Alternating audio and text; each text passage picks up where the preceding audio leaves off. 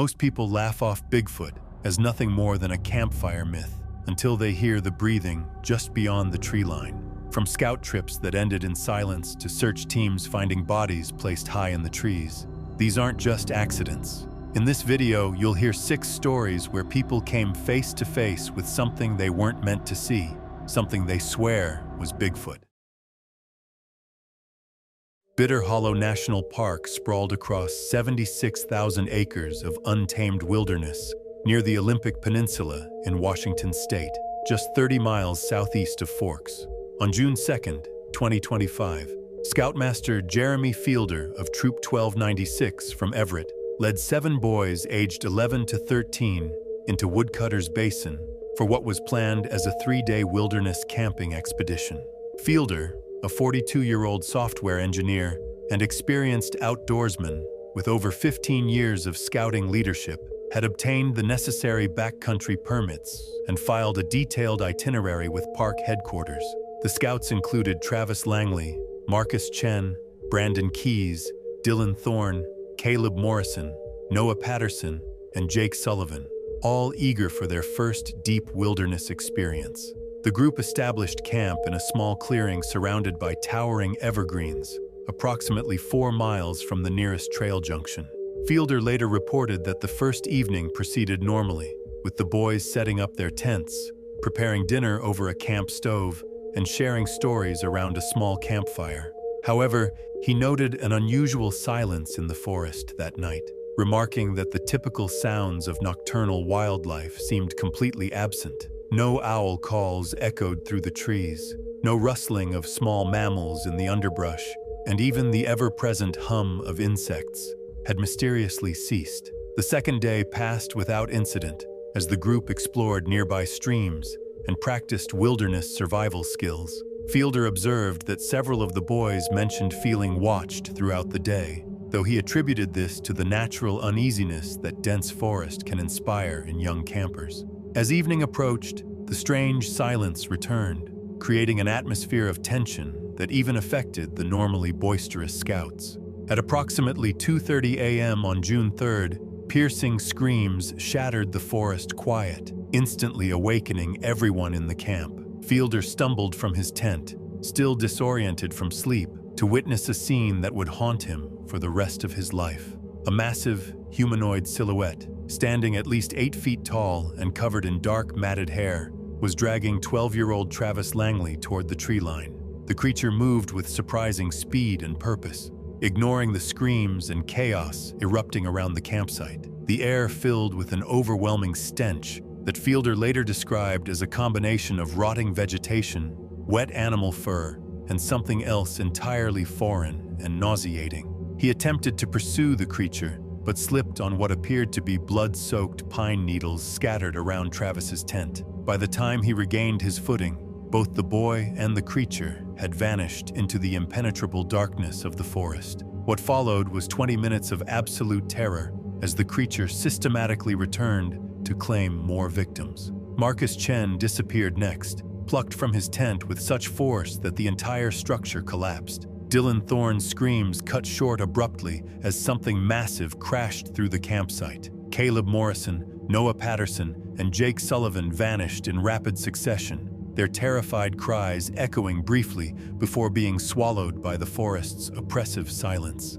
Throughout this nightmare, Fielder and Brandon Keys managed to take shelter behind a massive fallen cedar log approximately 50 yards from the campsite. Keys, the youngest member of the troop at 11 years old, later told investigators that the creature appeared to be methodically hunting, moving with intelligence and purpose rather than the random violence typically associated with wild animal attacks. He described the being as resembling a massive ape, but with distinctly human-like eyes that reflected an unsettling awareness and intelligence. Keys reported that during their hiding, the creature stood at the edge of their shelter for several minutes, breathing heavily and seeming to study their position.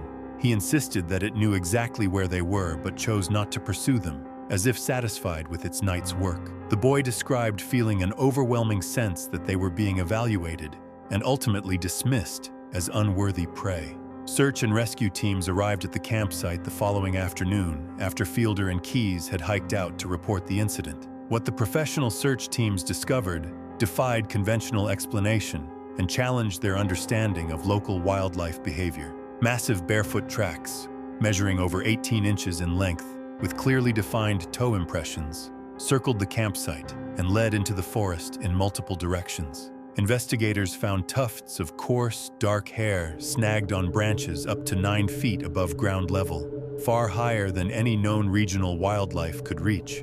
Most disturbing were the remnants of clothing and camping gear found lodged high in tree branches, some more than 20 feet above the forest floor. The positioning suggested the items had been placed there deliberately rather than carried by wind or normal predator behavior. Several tents showed evidence of being torn open from the outside with tremendous force, leaving claw marks that didn't match any documented animal species in the region. The official investigation concluded within a week, with park authorities attributing the incident to a rogue black bear, despite the fact that the physical evidence contradicted this explanation in multiple ways. The massive track size, the placement of evidence high in trees, and the systematic nature of the attacks all suggested something far beyond typical bear behavior. However, investigators seemed eager to close the case quickly and move on. Local residents and park employees who spoke off the record expressed skepticism about the official explanation. Several hikers came forward claiming to have witnessed unusual sightings in the weeks leading up to the incident, including glimpses of a large bipedal figure moving through the forest and strange vocalizations that didn't match any known animal calls. The aftermath of the Woodcutters Basin incident profoundly affected the survivors. Jeremy Fielder immediately resigned from his position as scoutmaster and refused all requests for interviews about the experience. He relocated his family to Arizona within 2 months, citing a need for a complete change of environment. Brandon Keyes required extensive psychological counseling and has never entered a forest since that night, despite his young age, making him likely to eventually overcome such trauma under normal circumstances. The remote section of Bitter Hollow National Park, where the incident occurred, has been permanently closed to public access, officially due to unstable terrain conditions, though park rangers privately acknowledge other concerns. The case remains a source of speculation and debate among cryptozoology enthusiasts and local residents who believe the official explanation falls far short of explaining what actually occurred in the breathing woods of Woodcutters Basin. The Dnipro Highlands stretch across central Ukraine, forming a landscape of rolling hills, dense pine forests, and forgotten Soviet-era installations that dot the countryside like abandoned monuments to a different time. Near the small town of Ternivka, approximately 60 kilometers southeast of Dnipro, lies a particularly remote section of highland forest, where a decommissioned military outpost sits slowly crumbling beneath decades of neglect. The facility, known as Installation 47B, was constructed in 1963 during the height of the Cold War as a communication relay station designed to intercept and decode Western military transmissions. In May 1998, 4 college students from Kiev decided to conduct research on Cold War architecture and forgotten infrastructure at Installation 47B, using the location as a field study site for their independent project. Svetlana Rebrova, a 21-year-old psychology student, had organized the expedition after reading about the abandoned facility in an underground urban exploration magazine. She convinced her friends Maxim Veles, Taras Kozier, and Oksana Piven to join her, promising a unique experience that would provide excellent material for their academic interests and personal archives. The group arrived on a Friday afternoon in late May, driving Maxim's aging Lada as far as the deteriorating access road would allow before hiking the final 3 kilometers to reach the installation. They began documenting the area immediately, taking extensive notes and sketching the layout of the largest bunker, a concrete structure that had once housed the main communication equipment. The students spent their first evening exploring the complex, photographing the Soviet-era graffiti that blanketed many of the walls, and recording their observations in field journals. As darkness fell, The group gathered in one of the intact side buildings they had designated as a temporary base of operations. However, their conversation was repeatedly interrupted by sounds from the surrounding forest that seemed inconsistent with normal wildlife activity.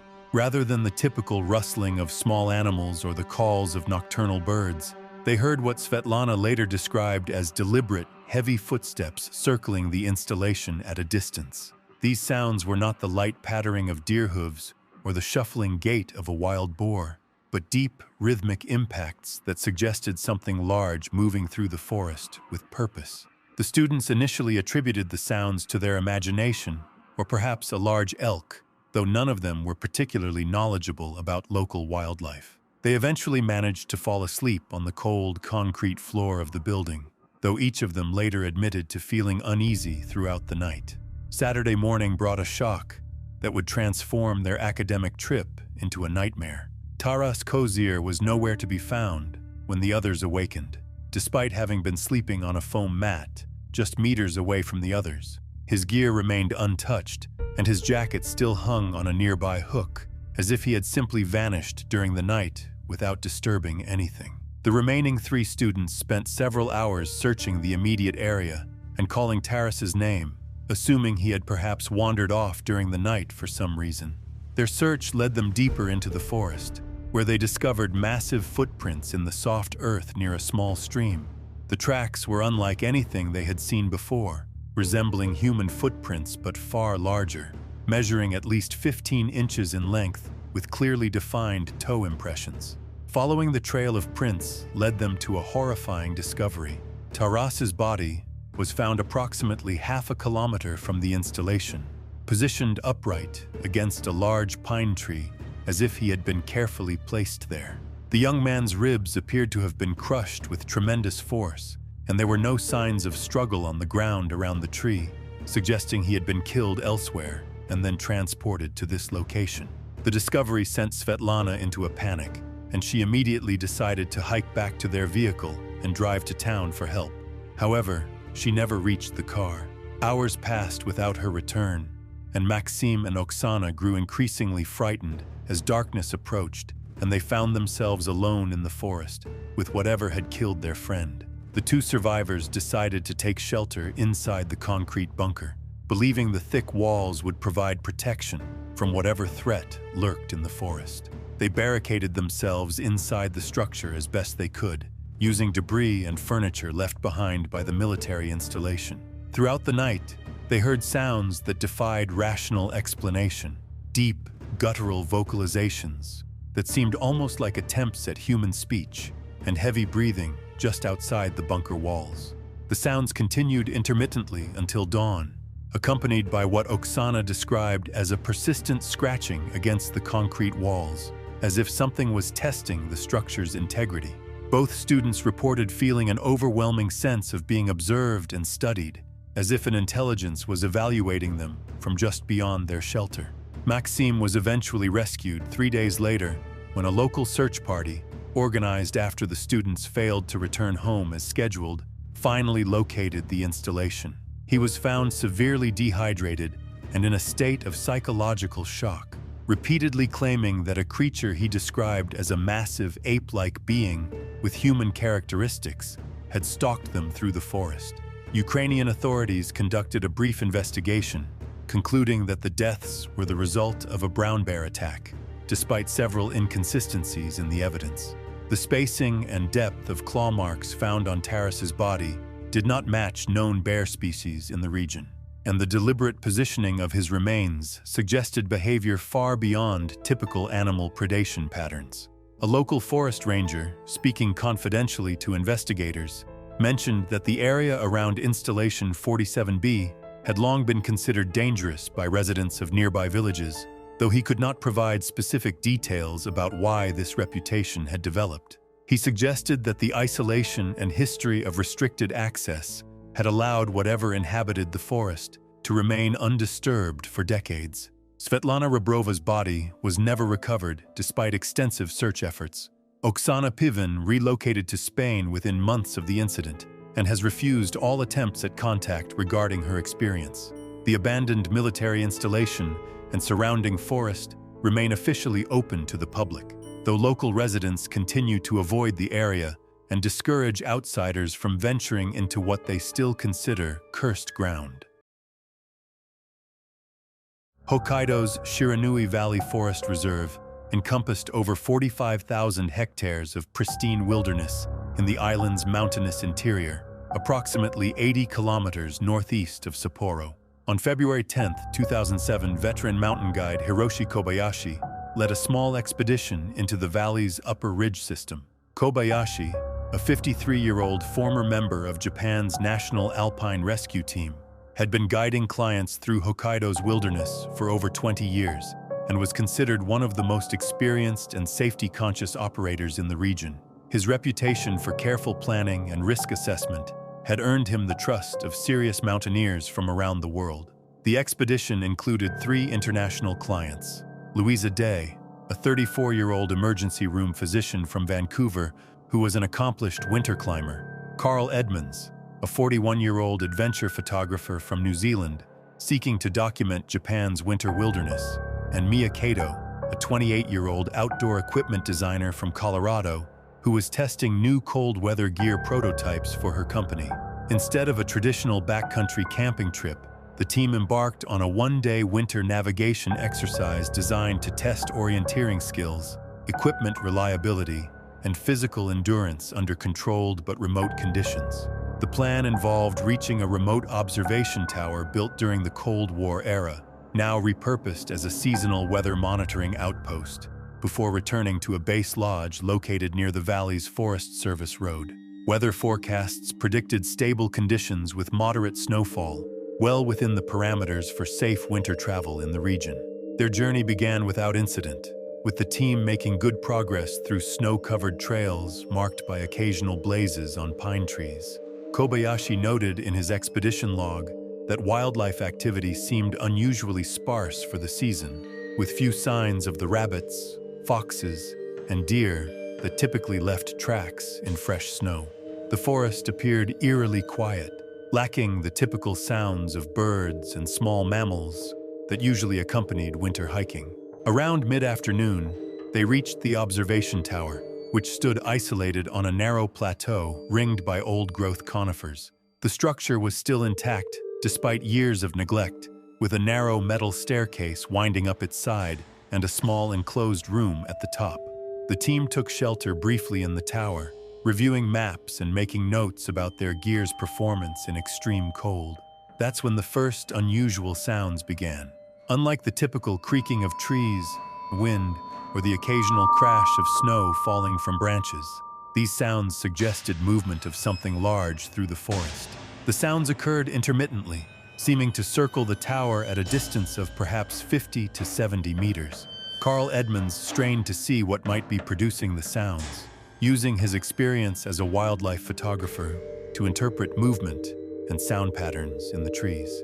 But the snow kept falling hard, and the dense conifers surrounding the tower made visibility nearly impossible beyond a few meters. Whatever was circling them stayed hidden, just far enough to be heard, but never seen. The sounds continued sporadically, creating tension among the team. Kobayashi, drawing on his extensive experience in wilderness situations, maintained that the sounds were likely produced by a brown bear that had been disturbed from winter sleep, though he privately acknowledged that the patterns of movement seemed inconsistent with typical bear behavior. At approximately 3:20 p.m., just as they began preparing for their descent back to the base lodge, the relative quiet was shattered by what Louisa Day later described as the most terrifying sound she had ever heard. A vocalization that seemed to combine elements of a roar, a scream, and something almost like distorted human speech echoed through the forest, seeming to come from multiple directions simultaneously. The sound was followed by the distinct crack of breaking tree branches and the unmistakable approach of something massive moving directly toward the tower. What happened next unfolded with shocking speed and violence. The tower, though constructed of steel and wood, shook violently as something struck its supports. Carl Edmonds was killed instantly when part of the stairwell was ripped away, and he fell more than 20 feet to the forest floor, landing on jagged rocks with lethal force. His body was later found partially buried in snow. Hiroshi Kobayashi and Mia Kato were found days later by rescue teams. Their remains discovered lodged high in pine trees, as if they had been thrown with incredible force. The positioning of their bodies, more than 15 feet above ground level, suggested strength far beyond any known animal in the region. Both had suffered massive blunt force trauma, consistent with being struck by something wielding enormous power. Louisa Day survived the attack only by climbing into the tower's enclosed upper room and wedging herself beneath old weather equipment, where she remained motionless for 36 hours despite sub-freezing temperatures and limited shelter. She later reported hearing the creature moving around the base of the tower for hours after the initial attack, making sounds that she described as attempts to mimic human speech patterns. According to her account, the being seemed to be experimenting with vocalizations, producing sounds that resembled words but in no recognizable language. She described feeling that it was trying to communicate, or perhaps practicing sounds it had heard humans make, though the attempts were distorted and deeply unsettling. When rescue teams finally located the tower after the group failed to check in as scheduled, they found evidence that challenged conventional understanding of regional wildlife. Massive footprints in the snow showed a bipedal creature with feet measuring over 20 inches in length, with clear impressions of 5 toes and what appeared to be an opposable thumb structure. The attack patterns and distribution of debris suggested methodical destruction rather than the chaotic violence typically associated with animal attacks. Equipment and personal belongings were scattered in patterns that seemed almost ritualistic, with some items arranged in geometric configurations that defied explanation. Japanese authorities concluded their investigation by attributing the deaths to a Hokkaido brown bear attack, despite numerous inconsistencies in the evidence.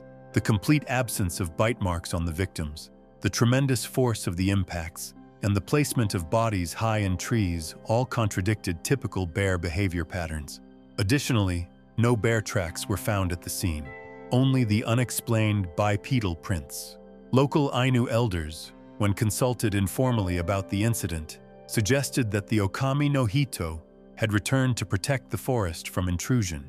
They noted that the attack occurred during a traditional period when their ancestors would avoid venturing into the deepest parts of the forest, believing that the forest spirits were most active during the darkest part of winter. The specific trail system and access to the observation tower have been permanently closed by Forest Service authorities, officially due to structural instability and avalanche hazards, but privately acknowledged to be related to safety concerns that extend beyond natural weather phenomena. Louisa Day required extensive medical treatment for frostbite and psychological trauma, and has never returned to winter mountaineering despite her previous expertise and passion for the sport. The Kalahari Highlands near Otjiwarongo stretch across north-central Namibia, forming a transitional zone between the harsh desert to the south and the more fertile savannas toward Angola. In August 1984, Dutch anthropologist Frans Koert arrived in the region as part of a comprehensive study documenting the oral histories and cultural practices of San communities. Koert, a professor at a university in Amsterdam with 15 years of experience in African ethnography, had received funding from the Netherlands Research to spend 6 months recording traditional stories, songs, and cultural practices that were increasingly threatened by modernization and social change. Koert was accompanied by Marina Loeko, a 26-year-old graduate student in anthropology who served as both research assistant and interpreter. Loeko, who had grown up in Windhoek and spoke several local languages fluently, had previously worked with San communities and understood the delicate cultural protocols necessary for gaining trust and access to traditional knowledge. The researchers established a temporary workspace inside an unused school building near a small village approximately 30 kilometers southeast of Otjiwarongo, where they were welcomed by community elders who had agreed to participate in the documentation project. The village consisted of traditional grass huts arranged around a central gathering area, with approximately 40 residents who maintained a semi-nomadic lifestyle combining traditional hunting and gathering with small-scale livestock management. During their first weeks in the village, Court and Lueco documented creation myths, hunting practices, and traditional ecological knowledge that had been passed down through generations. However, their work was increasingly disrupted by a series of disturbing incidents that began affecting the community's livestock and creating an atmosphere of fear and suspicion. Beginning in mid-August, cattle and goats began disappearing from the village herd during nighttime hours. The missing animals were consistently found several days later, their carcasses discovered in remote locations with injuries that defied explanation. The animals showed evidence of massive trauma, with limbs broken or completely severed and internal organs removed with surgical precision. Most disturbing was the complete absence of eyes in every recovered carcass, removed so cleanly that veterinary examination could not determine what tool or method had been used. Village elders consulted among themselves and eventually approached Court with stories about Nami, a being from their traditional cosmology that they claimed had not been seen in the region for many generations. According to their accounts, Nami was neither human nor animal, but possessed characteristics of both, moving through the landscape like wind, but capable of standing upright like a person. The entity was said to appear during times of drought or other environmental stress, serving as a manifestation of the land's displeasure with human activity. The elders explained that Nami was traditionally appeased through specific rituals and temporary abandonment of affected areas, allowing the land to heal and the entity to withdraw to its hidden dwelling places. However, they acknowledged that knowledge of these traditional practices had been largely lost, as the last confirmed appearance of Nami had occurred during their grandparents' generation, and the specific protocols had not been maintained. Intrigued by these accounts and recognizing their potential significance for his research into traditional belief systems, Coart decided to install motion-triggered equipment around the perimeter of the village, focusing on the routes commonly used by livestock. Despite warnings from village elders that such direct confrontation with Nami could have dangerous consequences, he believed that documenting whatever predator was responsible would provide valuable scientific data while also helping to protect the community's animals. To analyze the situation more closely, Court and Lueco began working late into the evenings inside the school building, sketching maps and studying patterns in the livestock disappearances. One night, shortly after midnight, they noticed that the ambient sounds around the building had ceased entirely. The usual chirping of insects and distant animal calls were replaced by total silence. The following morning brought evidence that something had approached the school compound during the night. Large, unusual footprints were discovered in the sandy path leading to the entrance, measuring over 15 inches in length, with clearly defined toes that resembled human feet, but at an impossible scale. The tracks showed a bipedal gait with a stride length that suggested a creature of enormous size and strength. More disturbing was the discovery that the door to the school building had been unlocked and left slightly ajar, though both researchers were certain they had secured it before going to sleep. Inside, their files had been rearranged into neat but inexplicable stacks, and some of their notes and tools had been tampered with and arranged in oddly geometric formations. The next day, while Court went to speak with elders in another part of the village, Lueco remained in the school to continue analyzing field notes. She was last seen by a local boy delivering water to the building around 2:30 p.m.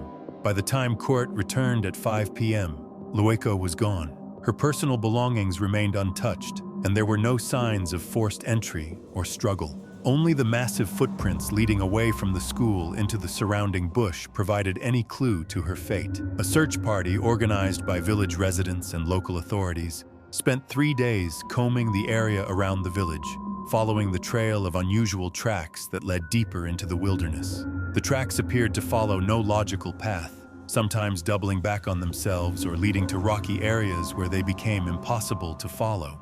On the 4th day of searching, Marina Lueco was found sitting quietly near the dry riverbed, half a kilometer from the village, barefoot and severely dehydrated, with no memory of how she had returned. She remained largely incoherent for several hours, speaking in fragmented sentences about caves, watching eyes, and sounds that mimicked human crying.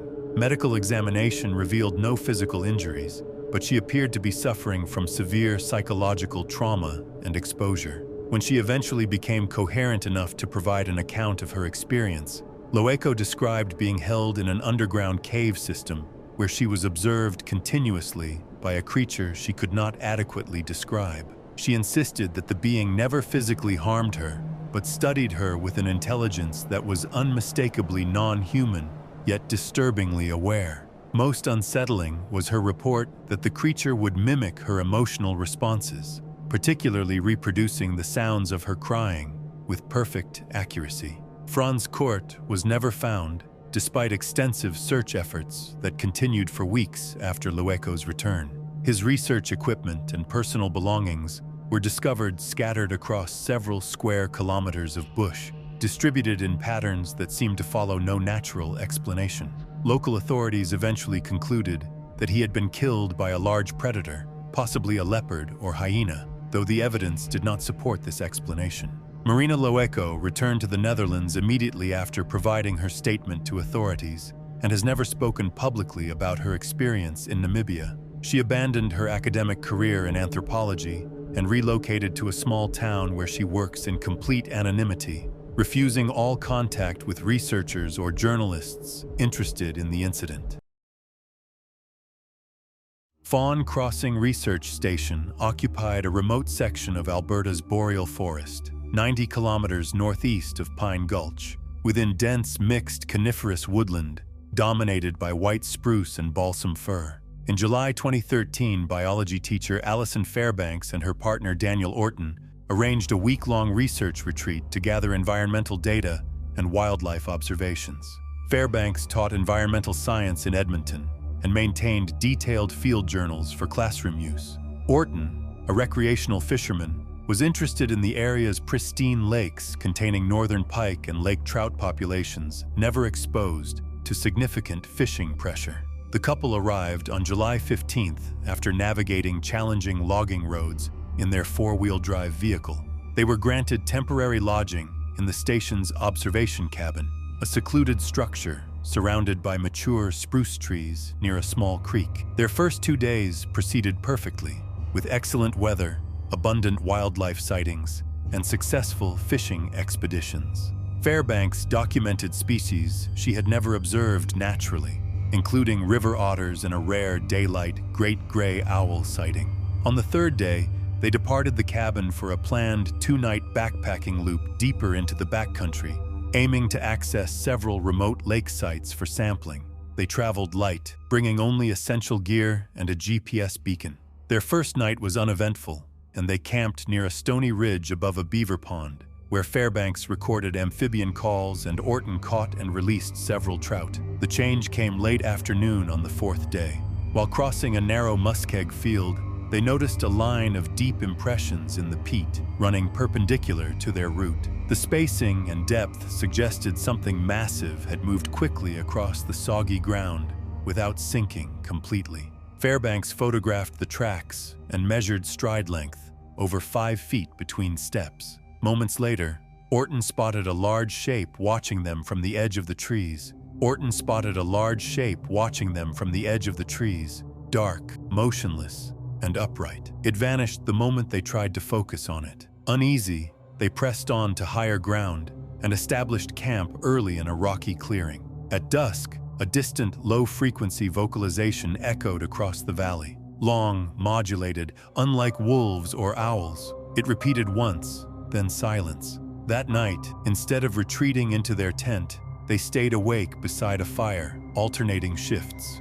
Nothing approached. At dawn, while filtering water at a nearby stream, Fairbanks discovered dozens of freshly broken branches stacked deliberately in a teepee formation beside the bank. At the center lay a fish skeleton, not one they had caught.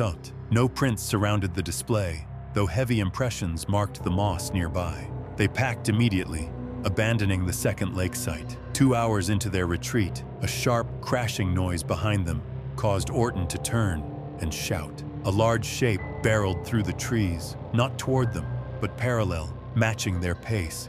It remained mostly hidden, but close enough to snap branches and scatter birds. The chase escalated into a dead sprint. The terrain forced them along a game trail hugging the base of a ridgeline.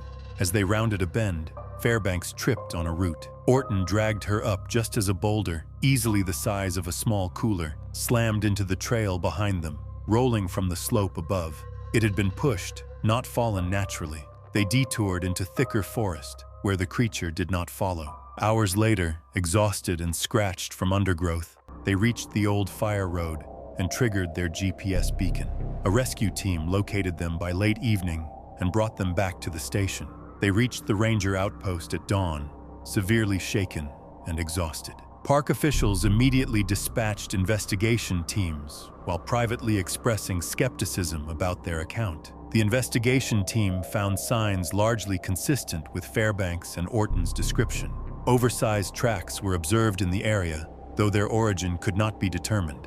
The streamside structure and shattered branches were also found undisturbed, raising concerns about territorial behavior. Most significantly, the pushed boulder path and adjacent drag marks confirmed deliberate movement from an elevated position. The force required to manipulate terrain so precisely, combined with apparent deliberate pacing, suggested capabilities beyond typical forest fauna. Despite compelling physical evidence, park authorities concluded their investigation by attributing incidents to an unusually large black bear, though they privately acknowledged this explanation failed to account for several aspects of the evidence. Claw mark patterns, bipedal track configuration, and organized environmental manipulation suggested something significantly different from typical bear behavior. Officials quietly implemented new policies restricting access to specific fawn crossing areas where incidents occurred, officially citing unstable tree conditions while privately acknowledging other safety considerations. All overnight backcountry permits in that zone were quietly suspended. Allison Fairbanks abandoned maintaining detailed field journals and never returned to remote environmental research, despite her previous passion for outdoor education and wildlife observation.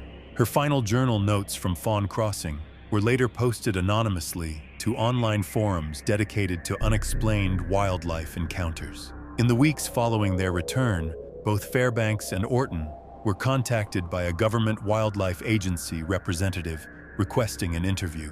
The meeting was formal but vague. Officials asked detailed questions about their observations but provided no insights of their own. Afterward, neither Fairbanks nor Orton received follow-up, and their attempts to obtain the investigation findings were met with deflections. It was the final indication that something larger may have been at play.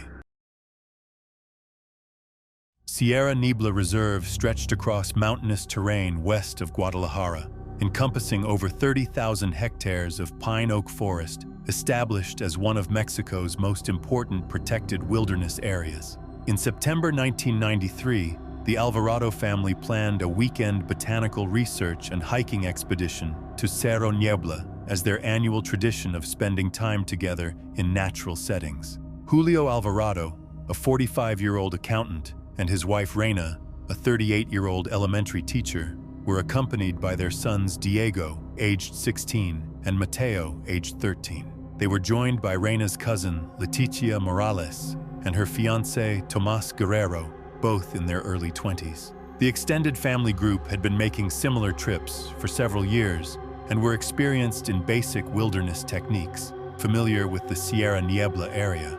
They typically chose locations accessible to families with children while providing genuine wilderness experience away from developed areas. The group arrived at Cerro Niebla on Saturday morning, September 18th, beginning their hike along intersecting trails leading to various sites of botanical interest. Instead of setting up camp, they carried day packs filled with field guides, sample containers, and water supplies, planning to return before nightfall. The location provided excellent views of surrounding forest and distant Guadalajara city lights, while offering protection from wind and easy access to fresh water from a nearby spring.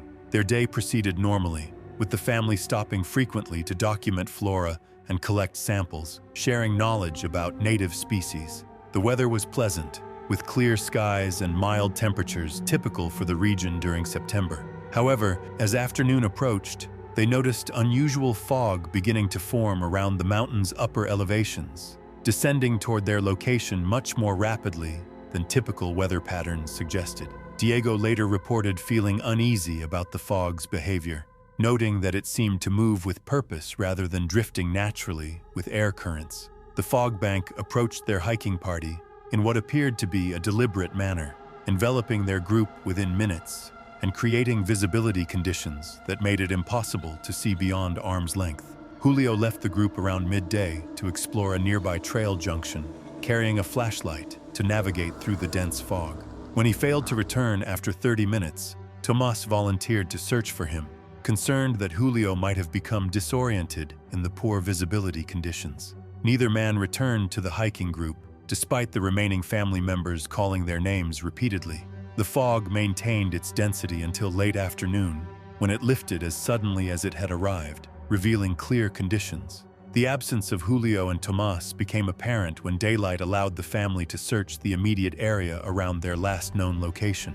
They discovered a line of massive footprints in soft earth leading away from where they had stopped into dense forest. Diego described the tracks as unlike anything he had seen before, resembling human footprints but measuring approximately 20 inches in length with clearly defined toe impressions. The tracks appeared to be made by a bipedal creature walking upright, with stride length suggesting something of enormous size and physical capability. More disturbing was discovering that some of their research equipment had been arranged in unusual patterns during their absence, despite no one hearing sounds of disturbance. Sample containers were positioned in geometric formations that seemed purposeful rather than random, and clothing items were found hanging from tree branches in organized displays. The remaining family members spent most of the day searching the surrounding area and calling for Julio and Tomas, hoping they had simply become lost in the fog and were attempting to find their way back to the group.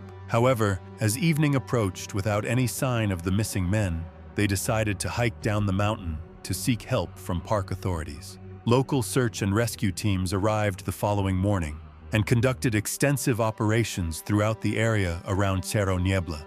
They discovered additional evidence of the massive footprints that Diego had reported, though team members struggled to identify what species could have produced tracks of such distinctive characteristics. 2 weeks after the initial disappearance, forestry workers discovered human remains in a remote section of forest, approximately 3 kilometers from the group's last known location.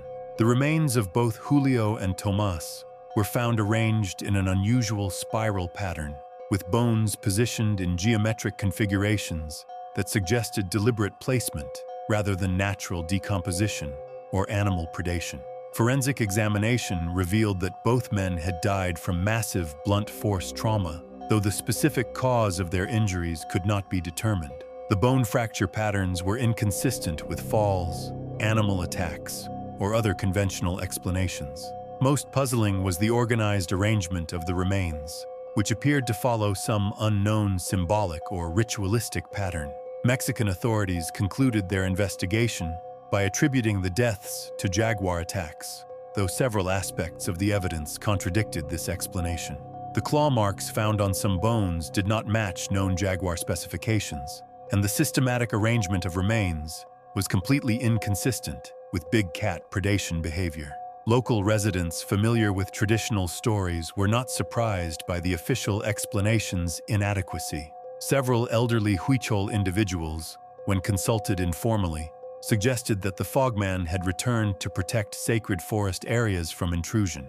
They noted that the deaths occurred during a traditional period when their ancestors avoided venturing into the forest's deepest sections, believing forest spirits were most active during certain weather conditions. Leticia Morales never spoke publicly about the experience and relocated to another state within months of the incident. She refused all attempts by researchers and journalists to discuss what had happened at Cerro Niebla, maintaining complete silence about the events surrounding her fiancé's death. Reina Alvarado also declined to provide detailed accounts of their experience, stating only that the family would never return to Sierra Niebla Reserve. She insisted that some places contained forces beyond human understanding and were better left undisturbed. Diego Alvarado eventually became a park ranger, but specifically requested assignments that would never require him to work in the Sierra Niebla area. The specific area of Cerro Niebla, where the Alvarado family had been hiking, was quietly restricted by park management, officially due to unstable geological conditions, but privately acknowledged as related to safety concerns, extending beyond natural hazards. Local guides began avoiding the area entirely, and hiking trail maps were modified to redirect visitors away from the location where the incidents had occurred.